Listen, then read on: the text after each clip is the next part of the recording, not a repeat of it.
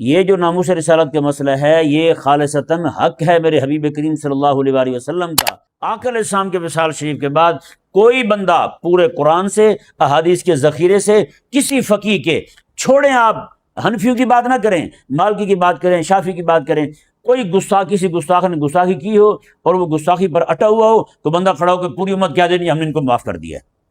کسی نے پکڑ کے جناب یہ کوڑے والی روایت بیان کی ہو، آج تک کسی نے سنائی ہو؟ کبھی بھی نہیں ہوا۔ جس بندے کے دل میں حبیب کریم علیہ السلام کے بارے میں غیرت کا مادہ نہیں ہوگا نا، وہ بندہ اپنی ماں، بہن، بیٹی کے معاملے میں بھی غیرت سے بالکل خالی ہو جائے۔ جو لوگ اس طرح کی باتیں کر کے آقا علیہ السلام کی عزت و ناموس کے مسئلے کو لوگوں کے دلوں میں، دماغوں میں ہلکا کرتے پھرتے ہیں، ان کا اسلام کے ساتھ تعلق نہیں۔ بسم اللہ الرحمن الرحیم وَاصْبِرْ وَمَا صَبْرُكَ إِلَّا بِاللَّهِ وَلَا تَحْزَنْ عَلَيْهِمْ وَلَا تَكُ فِي ضَيْقٍ مِّمَّا يَمْكُرُونَ۔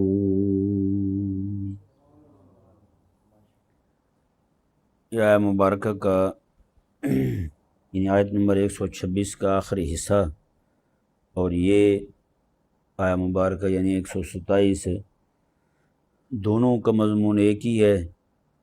پچھلی آیت مبارکہ میں اللہ تبارک و تعالی نے داعی کو تکلیف دیے جانے پر اس کا بدلہ لینے کی اجازت عطا فرمائی، بلکہ اللہ تعالیٰ نے صیغہ امر کے ساتھ ارشاد فرمایا فعاقبوا بمثل ما عوقبتم، میں کہ تم بدلہ لو اتنا جتنا تمہیں تکلیف دی گئی ہے۔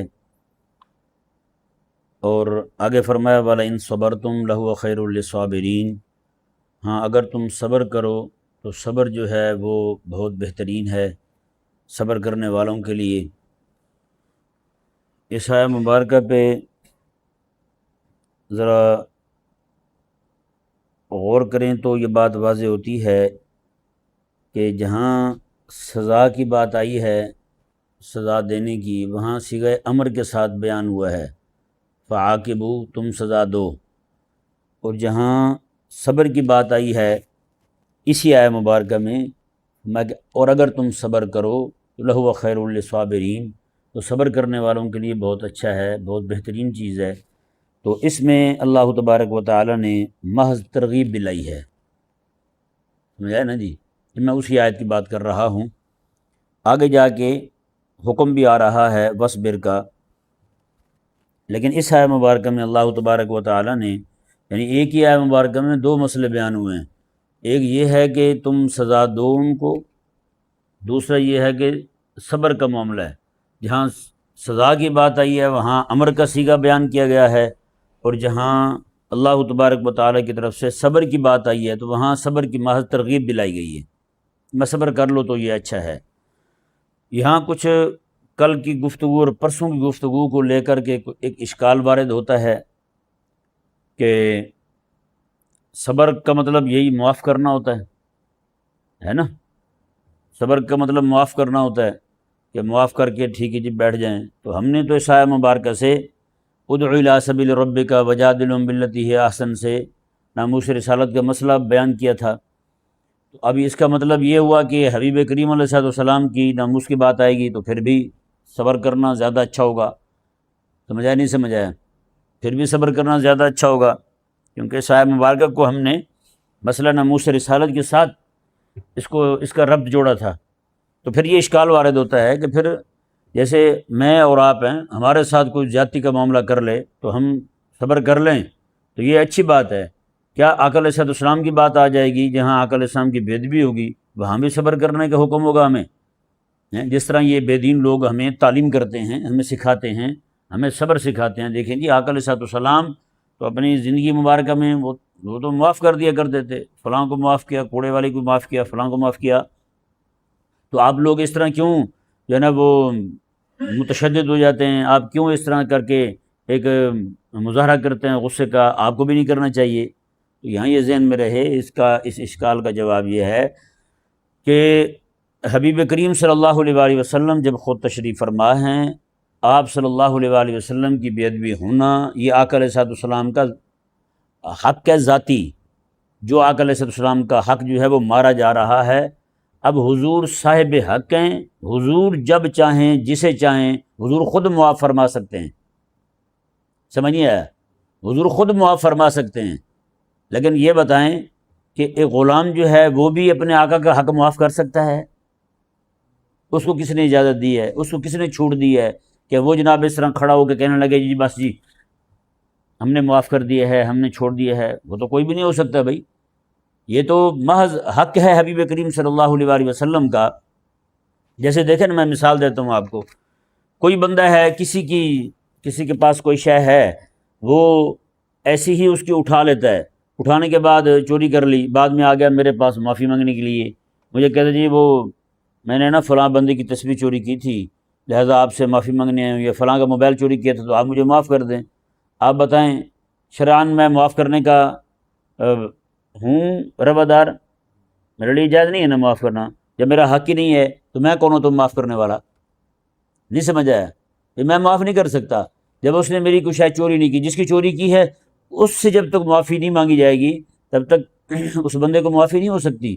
تو یہ جو ناموس رسالت کا مسئلہ ہے یہ خالصتاً حق ہے میرے حبیب کریم صلی اللہ علیہ وآلہ وسلم کا۔ آقا علیہ السلام اپنی ظاہری حیات مبارکہ میں جس کو چاہتے تھے جب چاہتے تھے معاف فرماتے تھے۔ یہ حکم بھی آقا علیہ السلام کی طرف متوجہ تھا ایک وقت تک، آقا علیہ السلام بھی ان کو معاف فرماتے رہے ہیں۔ مکہ مکرمہ میں یہی کچھ ہوا ہے، طائف میں یہی کچھ، طائف میں تو بلکہ جبریل امین آ گئے، یا رسول اللہ اب اجازت عطا فرمائیں یہ دو پہاڑوں کو ملا کے اس طرح یہ پورے طائف کے لوگوں کو پیس کے رکھ دیتا ہوں میں۔ حبیب کریم صلی اللہ علیہ وآلہ وسلم نے فرمایا کہ نہ، آقا علیہ السلام کے دل اطہر میں جو اللہ تعالیٰ کی طرف سے سینہ مبارکہ میں جو خیر خواہی رکھی گئی تھی اس کے پیش نظر آقا علیہ السلام نے بھائی یہ کلمہ نہیں پڑھتے، ان کی اولاد کلمہ پڑھے گی، وہ مسلمان ہوں گے، وہ دین پہ آئیں گے، یہ نہیں پڑھتے نہ پڑھیں۔ لیکن آقا علیہ السلام کی دور اندیشی ایسی سبحان اللہ کہ وہ لوگ خود جب طائف کا محاصرہ کیا میرے آقا علیہ السلام نے، اتنے دنوں تک محاصرہ رہا، وہ لوگ اندر رہے، جنگ کے لیے آمادہ کیا تھے وہ باہر ہی نہیں نکلے۔ آقا علیہ السلام جب محاصرہ چھوڑ کے مدینہ منورہ آتے ہیں، بعد میں طائف کے سارے لوگ جمع ہو کے مدینہ منورہ آتے ہیں اور آقا علیہ السلام کی بارگاہ میں آگے کلمہ پڑھ کے مسلمان ہو جاتے ہیں۔ اے حبیب پیارے، آپ نے یہ کہا تھا کہ ان کی نسلیں کلمہ پڑھیں گی، ہم ان کو لے کے آپ کی بارگاہ میں آ گئے ہیں، آپ کی بارگاہ میں آپ ان کو پیش کر دیا ہم نے، ذرا اندازہ لگائیں۔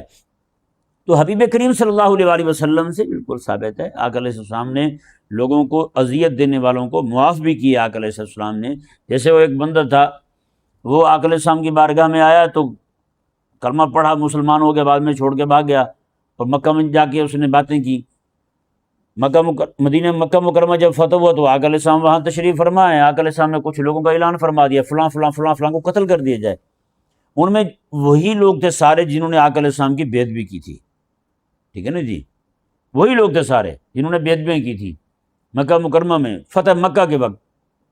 ایک بندہ جو ہے وہ حضرت عثمان غنی رضی اللہ تعالیٰ عنہ کے ساتھ آ گیا کلمہ پڑھنے کے لیے، آ کے آقا علیہ السلام کے سامنے ہاتھ آگے کر رہا ہے کہ مجھے بیعت کریں، کلمہ پڑھائیں، تھا وہ اس سے بھی معاملہ یہ ہوا تھا، لیکن آقا علیہ السلام اپنا ہاتھ آگے نہیں بڑھا رہے۔ بعد میں جب اس نے اصرار کیا تو لوگوں نے بھی عرض کی، حضور آقا علیہ السلام نے اس کے ہاتھ پہ اس سے بیعت لی، اس کو دوبارہ اسلام میں داخل کر لیا۔ جب وہ مسلمان ہو گیا تو آقا علیہ السلام نے فرمایا کہ جب میں اس کو بیعت نہیں کر رہا تھا تو تمہارا کام نہیں بنتا تھا کہ تم تلوار اٹھا کے اس کی گردن اتار دیتے؟ کیا ہے سمجھ آ رہا ہے؟ اس صحابی کہنے لگے یا رسول اللہ ہمیں سمجھ نہیں آئی تھی کہ آپ کیا چاہتے ہیں، تو ایک نے عرض کی یا رسول اللہ اگر آپ آنکھ سے اشارہ کر دیتے نا ہم اس کی گردن اتار دیتے۔ آقا علیہ السلام نے فرمایا کہ یہ نبی کی شان ہی نہیں ہے کہ وہ آنکھ سے اشارے کرتا پھرے، بھائی یہ لوگوں کا کام ہے، وہی کرتے ہیں آنکھ سے اشارے، اللہ کے نبی کی یہ شان نہیں ہے کہ وہ آنکھ سے اشارے کرے اور یعنی لوگوں کو ظاہر کچھ اور کرے اور اشارے کچھ اور کر دے۔ میں وہی اشارہ تمہارے لیے تھوڑی تھا کہ میں اس کی طرف اپنا ہاتھ اس کو نہیں دے رہا، اس کے ہاتھ کو میں پکڑ نہیں رہا، یہی تمہارے لیے کافی تھا۔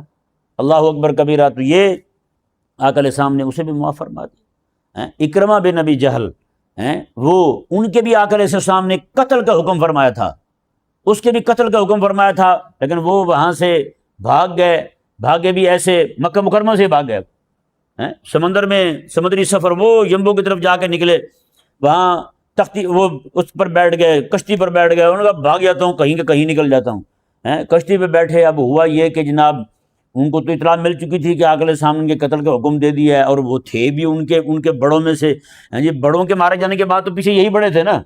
اب یہ وہاں سے بھاگے کہ جناب کہیں یہ نہ ہو کہ کام زیادہ ہی میرا پورا ہو جائے۔ کشتی میں بیٹھ کے جا رہے ہیں تو کشتی کے ایسا طوفان آیا کہ کشتی ساری ٹوٹ گئی، صرف ایک پھٹا بچتا ہے، اس پہ حضرت اکرمہ بیٹھے ہوئے ہیں، کہنے لگے یا اللہ اگر آج تو مجھے بچا لے نا تو جیسے کیسے ہوگا میں تیرے حبیب کی بارگاہ میں جاؤں گا، وہاں جا کے کلمہ پڑھ کے مسلمان ہو جاؤں گا میں۔ سمجھا نا؟ یہ یعنی سمندر کی تھپیڑیں کھاتے ہوئے ان کے دل میں توحید کی وہ اعلانیں جو آقا علیہ السلام نے اس کے سامنے کی تھی، وہ جناب وہ نور پہنچ رہا ہے اس کے دل میں۔ وہاں سے نکلا اور اس کی بیوی، اس نے بھی اس کو ساتھ، وہ بھی پیچھے دوڑ رہی تھی اس کو لانے کے لیے کہ تم آؤ آقا علیہ السلام کی بارگاہ میں۔ اس طرح کر کے وہ بھی آ کے آقا علیہ السلام کی بارگاہ میں کلمہ پڑھ کے مسلمان ہوتے ہیں۔ تو پھر وہ ختم نبوت کا اتنا بڑا مارکہ جب ہوتا ہے اس کے خلاف، یہ مسلمہ دجال کے خلاف، تو حضرت اکرمہ رضی اللہ تعالیٰ عنہ جو ہیں اس باقاعدہ حضرت ابوبکر صدیق رضی اللہ تعالیٰ عنہ نے ان کو کمانڈر بنا کے بھیجا تھا، سمجھا نہیں، پورے لشکر کا جھنڈا دے کے بھیجا تھا، میں کہ تم بھی جاؤ، جا کے وہاں ان پہ حملہ آور ہوتا۔ اب ذرا اندازہ لگائیں، یہ تھے وہ لوگ یعنی جن سے یہ معاملات ہوئے بھی تھے، کریم آقا علیہ السلام نے معاف بھی فرمائے تھے، لیکن وہ آقا علیہ السلام کا ذاتی حق تھا، آقا علیہ السلام نے ظاہری حیات مبارکہ میں معاف فرمائے تھے۔ اس کے بعد آقا علیہ السلام کے وصال شریف کے بعد کوئی بندہ پورے قرآن سے، احادیث کے ذخیرے سے، کسی فقیہ کے، چھوڑیں آپ حنفیوں کی بات نہ کریں، مالکی کی بات کریں، شافعی کی بات کریں، کوئی گستاخ، کسی گستاخ نے گستاخی کی ہو اور وہ گستاخی پر اٹا ہوا ہو تو بندہ کھڑا ہو کے پوری امت کیا دینی، ہم نے ان کو معاف کر دیا ہے۔ کسی نے پکڑ کے جناب یہ کوڑے والی روایت بیان کی ہو، آج تک کسی نے سنائی ہو؟ کبھی بھی نہیں ہوا ہے۔ یہ کوڑے والی روایت جو ہے صرف تمہیں ملی ہے کیا؟ تم ہی لے کر کے کہیں کس گھر میں بیٹھ کے تم نے گھڑی ہے یہ والی روایت؟ ہمیں تو کہیں سے نہیں ملی آج تک۔ ہمارا بھی کچھ نہ کچھ واسطہ تو ہے کتابوں کے ساتھ، ہمیں تو نہیں ملی یہ کتاب، یہ بات کسی بھی کتاب سے۔ سمجھ نہیں آیا؟ اور پھر یہاں تک کہ جو لوگ، وہ ایک بندہ جو ہے وہ گھسا ہوا تھا پردے کے اندر، ابن خطل نام کا، میرے آقا علیہ السلام کعبے کے پردے کے اندر، وہ ذرا تکڑا جوان تھا، پردے کے اندر گھسا اور چڑھتے چڑھتے اوپر چلا گیا۔ کریم آقا علیہ السلام نے ارشاد فرمایا کہ اس کو بھی قتل کر دو، چاہے کعبے کے پردے کے پیچھے کیوں نہ کھڑا ہو۔ انہوں نے جناب پھر پکڑا اس کو، او جناب بالکل عین وہاں پہ جہاں پہ آج حاجی جہاں طواف کرتا ہے اور کوڑے والی روایت اس کے دماغ میں گھوم رہی ہوتی ہے، اسی طواف والی جگہ پہ میرے آقا علیہ السلام کے صحابہ نے اس کو قتل کیا۔ اور جہاں پہ جناب تمہیں یہ اجازت نہیں ہے کہ کبوتر کو مار دے، وہاں آقا علیہ السلام کا گستاخ کاٹا جا رہا ہے۔ تیرے دماغ میں بڑھیا والی اور کوڑے والی روایتیں چل رہی ہیں، اس جگہ پہ طواف کرتے ہوئے جہاں میرے آقا علیہ السلام اس کو قتل کروا رہے ہیں جس نے جناب آقا علیہ السلام کی بے ادبی اور گستاخی کی تھی۔ نہیں سمجھ آیا؟ پھر یہ جو ہے نا اس طرح کی باتیں کر کے نعوذ باللہ من ذالک آقا علیہ السلام کی عزت اور ناموس کے مسئلے کو متنازع نہیں بنانا چاہیے۔ یہ بدبخت لوگ ہیں، وہ اس طرح کی حرکتیں کرتے ہیں، ان کا جو ہے وہ قطعاً جو ہے نا وہ اسلام کے ساتھ بھی تعلق نہیں ہے۔ جو لوگ اس طرح کی باتیں کر کے آقا علیہ السلام کی عزت اور ناموس کے مسئلے کو لوگوں کے دلوں میں، دماغوں میں ہلکا کرتے پھرتے ہیں، ان کا اسلام کے ساتھ تعلق نہیں۔ سمجھ آیا نا؟ یہ بہت بڑی بات ہے، ان کا اسلام کے ساتھ تعلق نہیں ہے۔ ایک بار میں نے کہا جی یہ جو آپ لوگ کہتے ہیں نا، ایک مجمع تھا، وہاں پیر بھی بیٹھے ہوئے تھے، سارے بیٹھے ہوئے تھے، وہاں کئی بدبخت اس طرح کی باتیں کرتے تھے، وہ جناب کوڑا پھینکا گیا، تو میں نے کہا بھی بات سنو، وہاں آپ اس بوڑھیا کے بارے میں باتیں کر رہے ہیں، وہ بوڑھیا کا واقعہ بنیاد بنا کے جو ہے، جس کی اپنی بنیاد کوئی نہیں، اس کو لے کر کے تم آقا علیہ السلام کے بے ادبوں کو اور گستاخوں کو معافی کا جو ہے نا وہ یعنی کلین چٹ دینا چاہتے ہو ان کو۔ آپ یہ بتاؤ نا، تمہارے میں نے کہا کسی ان پیروں میں سے کسی پیر کی تصویر لگی ہو اور اس کو کوئی وٹا مار کے، وٹا سمجھ دینا روڑا، پتھر مار دے، میں نے کہا تم لوگ کتنا معاف کرو گے اس کو؟ تمہیں تو میں نے کہا اپنے پیر کی تصویر کو لگے پتھر برداشت کو نہیں، تم نے تو اس کا گلا دبا دینا ہے، ٹھیک ہے نا؟ تو میں نے کہا تو حبیب کریم علیہ السلام کی بات ہے تو تم جناب یوں معافیا دینے، انہی گدیوں کے چکر نہیں چل رہے، کیس نہیں چل رہے ان پیروں کے گدیوں کے؟ بتائیں نا، ہزاروں کی تعداد میں ان پیروں کے درباروں کے گدیاں ہیں جناب، ان کی اپنی اپنی ہر ایک کی جناب اپنی دکانداری ہے ان کی، ان کے باقاعدہ مقدمات چل رہے ہیں، کیس چل رہے ہیں، بڑے بڑے عرصے سے چل رہے ہیں۔ سرگودھا میں ہاں جی ایک پیر نے نہیں قتل کیا تھا بندوں کو، کتنے بندے مارے تھے اس نے، گدی نشین نے، کیا تھا وہ؟ یہ سرگودھے والا واقعہ جو ہوتا ہے، پیر نے قتل کر دیے تھے اپنے رشتہ دار تھے اس کے، وہ غیر نہیں تھے، وہ بھی مسئلہ یہی تھا، گدی کا تھا۔ میں مکہ شریف میں گیا تو وہاں ایک عربی ہوٹل پہ بیٹھا ہوا تھا، اس نے ہمیں، ظاہری بات ہے جب ہم پہچان لیتے ہیں بھائی یہ عربی ہیں تو وہ ہمیں بھی پہچان لیتے ہیں یہ کس علاقے کے ہیں، تو وہ عربی بول رہا تھا تو مجھے کہنے لگا یہ وہی ہے بندہ، اسی علاقے سے آیا ہے جہاں کے جو ہے نا وہ شیخ نے اپنے بھائی قتل کر دیے ہیں گلے کی خاطر، پیسے کی خاطر ہیں۔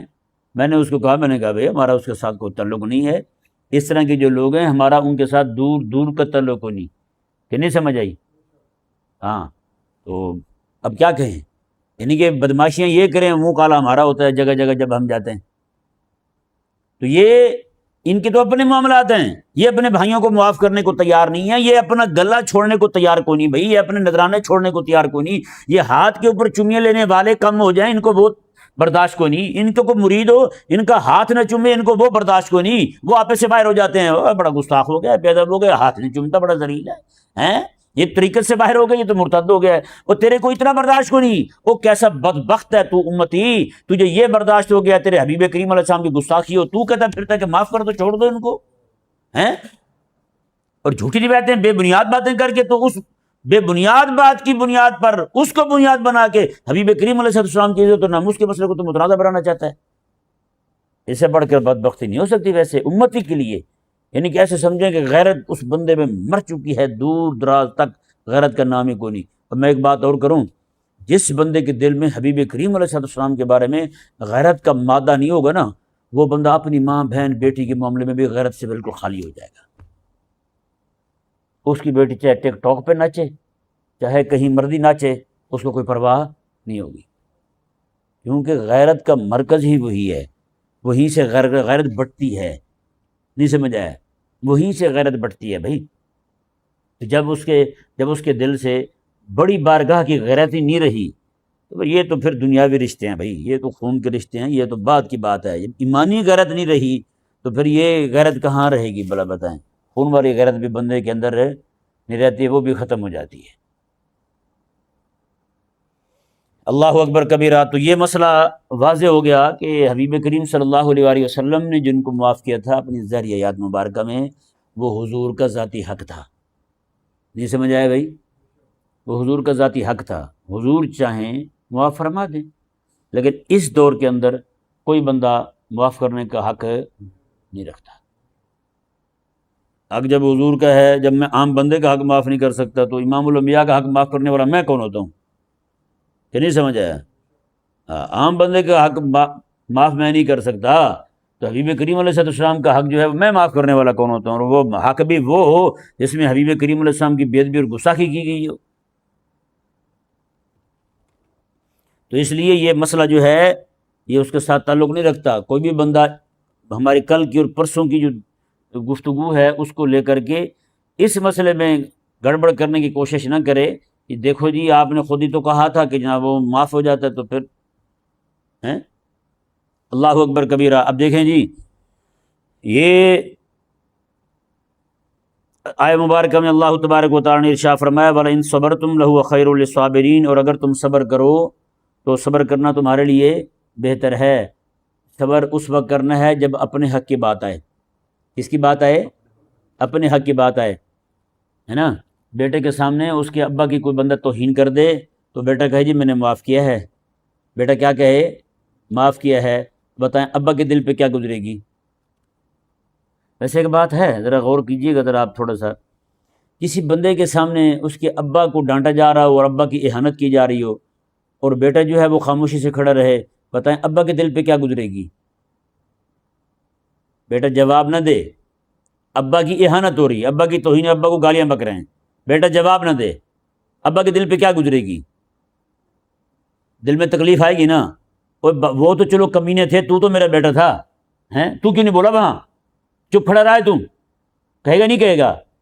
بتائیں جب چپ رہنا جو ہے، ابا کی اہانت ہو رہی ہو بیٹا چپ کھڑا رہے، یہ ابا کو برداشت نہیں ہے، تو بتائیں جب ابا کی اہانت ہو رہی ہو بیٹا کھڑا وہ کہہ دے میں نے معاف کر دیا ہے، تو بات ہی نہ کرو ان کو، وہ ہیں؟ یہ بڑی اہانت ہے یا نہیں؟ ہیں؟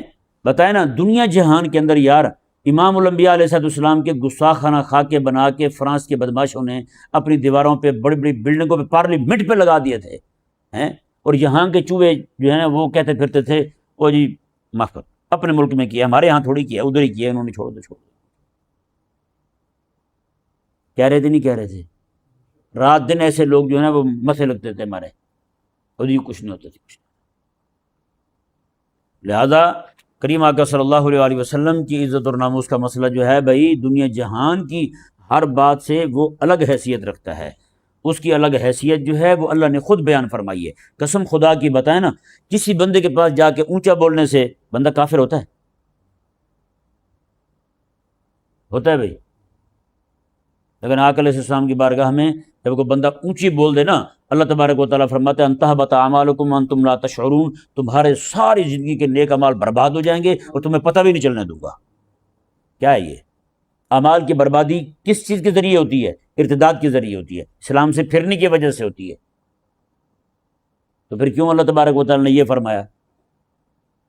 یہاں کوئی جا رہا ہے نا آگے کو بڑھ جائے، اس پہ کفر کا حکم نہیں لگتا ہیں، کوئی ایمان سے بندہ نہیں جاتا، لیکن جہاں بات حبیب کریم علیہ السلام کی آئے گی وہاں تو کسی کو کچھ قبول ہی نہیں ہے بھائی، نہیں سمجھ آیا؟ یا ایھا الذین آمنوا لا تقدموا بین یدی اللہ ورسولہ، آقا علیہ السلام نے اعلان فرمایا قربانی کا دن ہے، حضور نے فرمایا سب سے پہلا کام آج ہم کریں گے وہ یہ ہوگا کہ ہم نماز پڑھیں گے، نماز کے بعد قربانی کریں گے۔ حضور نے فرمایا جس بندے نے یہ طریقہ پا لیا نا اس کی سنت ادا ہو گئی، اور جس نے یہ نہیں پایا اس کی سنت ادا نہیں ہوئی۔ ایک بندہ کھڑا ہوا کہنے لگا یا رسول اللہ میں قربانی کر رہا ہوں، آقا علیہ السلام یہ قربانی نہ کہو، وہ گوشت ہے۔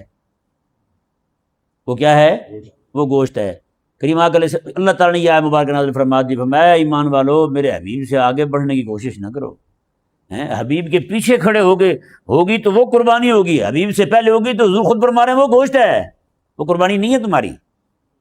سمجھ آیا نہیں سمجھ آیا؟ اور بھائی جہاں احکامات ایسے ہوں، آپ بھی یار کسی کے گھر میں جائیں اور کھانا کی دعوت ہو، وہاں بیٹھ جاتے ہیں عموماً لوگ باتیں کرتے رہتے ہیں ادھر کی ادھر کی، ایک ملنے کا تو وقت نہیں ملتا۔ آج کل لوگ ویسے ہی کرتے ہیں، یار چلو یار کھانے پہ رکھ لیتے ہیں، چائے پہ بلا لیتے ہیں، بیٹھ جائیں گے، چلو چار باتیں کر لیں گے، یہی ہوتا ہے نا۔ اللہ اکبر کبیرہ۔ حبیب کریم علیہ السلام نے اسی طرح ایک ولیمہ بنایا تھا اپنی زوجہ محترمہ کی، ان کے ساتھ نکاح کے بعد، تو صحابہ کرام کو بلایا گھر میں کھانے پر، وہ آئے، اور آقا علیہ السلام جو ہیں اسی کام کی وجہ سے بار بار اٹھ کے حضور اندر جا رہے ہیں تاکہ وہ سمجھ جائیں کہ وہ وہاں سے چلے جائیں، لیکن کوئی اٹھ نہیں رہا۔ اللہ تبارک و تعالیٰ نے قرآن کریم کی آیت مبارکہ نازل فرما دی، میں اذا طعمتم فانتشروا فی الحدیث، میں کہ جب تم کھانا کھا لو تو میں بیٹھے نہ رہو، تم اذا طعمتم، جب تم کھانا کھا لو فانتشروا، میں تم وہاں سے اٹھ جاؤ، چلے جاؤ تم میرے حبیب کریم علیہ السلام کی بارگاہ سے۔ آگے پتہ اللہ نے کیا فرمایا، میں یہ میرا حبیب حیا کرتے ہوئے تمہیں کچھ نہیں کہتا، میں تمہیں کہہ دیتا ہوں، میں نہیں رکتا کسی سے، میں تمہیں کہہ دوں گا جاؤ اٹھ کے یہاں سے چلے جاؤ تم۔ سمجھ آیا نہیں سمجھ آیا؟ بھائی وہاں آداب اور ہے، جس بارگاہ کے آداب خالق اور مالک سکھائے، کہ نہیں سمجھ آئی؟ جس بارگاہ کے آداب خالق اور مالک سکھائے ہیں اس بارگاہ سے آگے بڑھنا چاہتے ہو تم؟ بھائی جہاں ایک بکرا ذبح کرنا ہے وہاں اللہ فرماتے ہیں میرے حبیب سے آگے نہ بڑھنا، میرے حبیب سے آگے نہ بڑھنا، تمہاری قربانی نہیں ہوگی۔ تو بتائیں جہاں بات ہی حضور کی عزت اور ناموس کی آ جائے، یہ حضور سے آگے بڑھ کے کہنے والا کون ہوتا ہے کہ کچھ نہیں ہوتا جی معاف کر دیا، یہ کون ہوتا ہے؟ سمجھ آیا نہیں سمجھ آیا بھائی؟ تو اس لیے بندے کو چاہیے کہ وہ اپنی حد میں رہے، اپنی حدود اتنی بھی نہ بڑھائے، ان سے اللہ تعالیٰ کا حکم مانتے ہوئے نماز تو پڑھی نہیں جاتی ہیں، اور اپنی حدود سے اتنا آگے بڑھتے ہیں کہ اپنے آپ کو حضور علیہ السلام کے حق سے بھی بڑا حق مانتے ہیں، اپنا حق یہ کہتے ہیں کہ ہمارے پاس اتنی اتھارٹی آ گئی ہے ہم حبیب کریم علیہ السلام کے حق بھی معاف کر سکتے ہیں۔ تم کون ہوتے ہو؟ کس نے تمہیں یہ اتھارٹی دی ہے؟ تمہاری حیثیت کیا ہے یہ تو بتاؤ؟ تم سے تو مسئلے میں نہیں آیا جاتا، باتیں تم کرتے ہو اس طرح کی۔ بھائی جس کے پاس اتھارٹی ہوگی وہی حق معاف کرے گا نا، یا نہیں؟ حبیب کریم صلی اللہ علیہ وسلم سے بڑی ذات کوئی ہے نا پوری کائنات میں، وہ محض اللہ تعالیٰ کی ذات ہے۔ سمجھا نہیں سمجھا؟ حضور سے بڑا اور کوئی بھی نہیں ہے، بس بات ختم ہو۔ ہمارے بزرگوں نے پہلے کہہ دیا بعد از خدا بزرگ تو ہی کس سے مختصر ہیں، یا رسول اللہ خدا کے بعد آپ سے بڑا بزرگ ہے ہی کوئی نہیں، بس بات یہی مختصر ہے، لمبی چوڑی دلیلوں کی بات ہی کوئی نہیں، خدا کے بعد ہے کوئی بڑا تو بس آپ ہی ہیں، سمجھا ہے نا؟ ہاں، اس لیے یہ صبر کا جو معاملہ ہے یہ اپنی ذات کی بات جب آ جائے تب صبر کریں گے، جب اپنی ذات کی بات آ جائے تب صبر کریں گے، اپنی ذات کی بات آ جائے صبر نہیں ہوتا، حبیب کریم علیہ السلام کی عزت کی بات آ جائے پھر صبر پہ تقریریں آ جاتی ہیں، ان کو کیا جہالت ہے نا؟ اس پر ان کے پاس پہ دلائل آ جاتے ہیں۔ یہ بڑھیا والا قصہ تب تو ان کو کبھی یاد نہیں رہتا جب ان کا منہ کو نوچ لے، یاد رہتا ہے؟ اگر بڑھیا والا قصہ اس قوم کو یاد ہوتا تو آج لاکھوں کیس کورٹوں میں پینڈنگ پہ پڑے ہوتے، بتائیں۔ بڑھیا والا قصہ ان کو یاد ہوتا تو وکیل ہی نہ ہوتے، بڑھیا والا قصہ ان کو یاد ہوتا تو جج بھی نہ ہوتے، بیچارے جو سخت گرمی کے اندر موٹے کوٹ پہن کے بیٹھتے ہیں کوئی بھی نہیں ہوتا بھائی، نہیں سمجھ آیا؟ یہاں تو 19 قسم کی کوٹیں بنی ہوئی ہیں جی، فلانے مقدمے یہ دہشت گردوں کی کوٹ ہے، یہ فلانوں کی کوٹ ہے، یہ فلانوں کی کوٹ ہے یا نہیں؟ یہاں تو ایسی کوٹیں ہیں ماشاءاللہ، بھٹو صاحب کو 40 سال بعد فوت ہونے کے بعد باعزت بری کر دیتے ہیں، 40 سال کے بعد فوت ہونے کے 40 سال کے بعد کورٹ نے فرمایا ان کو باعزت بری کر دیا جائے۔ انہوں نے کہا یہ وہ کب کے ہو چکے ہیں، ان کا مزار بن چکا ہے، لوگ وہاں دھمال ڈال رہے ہیں، آپ کو پتہ ہی کیوں نہیں ہیں؟ اور کوٹیں تو ہیں، اتنی ساری کوٹیں بنی ہوئی ہیں، ان کو بڑھیا والا قصہ بھول گیا کیا ہیں؟ یاد دلانے کی ضرورت ہے یا نہیں ان کو؟ انہی لوگوں میں سے کسی کو صرف یہ کہہ دیا جائے بھی آپ کا سر ننگا ہے، سر پہ ٹوپی رکھ لیں، ان کو بڑھیا والا واقعہ یاد نہیں آتا، ایک دم سے جناب دشمن ہو جاتے ہیں۔ اللہ تبارک و تعالی، اگر میں نے گفتگو کرنی تھی کافی ساری، لیکن یہ مسئلہ جو ہے نا واضح کرنا بڑا ضروری تھا، سمجھایا نہیں سمجھایا؟ کئی بے دین لوگ جو ہیں وہ اس پہ اشکال وارد کر سکتے تھے، اس لیے میں نے کہا کہ اس کو بھلے ایک دن مزید لگ جائے، اس کو واضح کر دی جائے اچھے طور پر۔ اللہ تبارک و تعالی سمجھنے کی توفیق عطا فرمائے۔